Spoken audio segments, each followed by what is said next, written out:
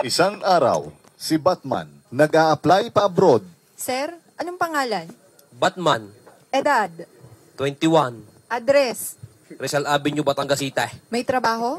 Wala ho. Tricycle driver ho. Single? May sidecar ho. Kaya nga tricycle driver. Ano ga naman, aray?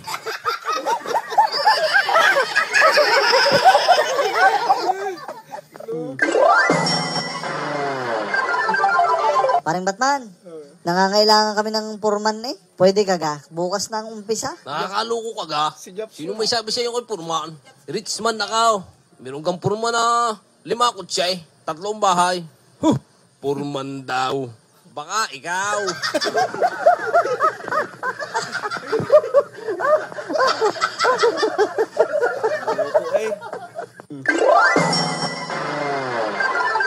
Isang araw, sa tindahan ni Isko. Paris ko, huwag tagayin mo nga isang malambing na tubig dyan. At saka isang order na lumay.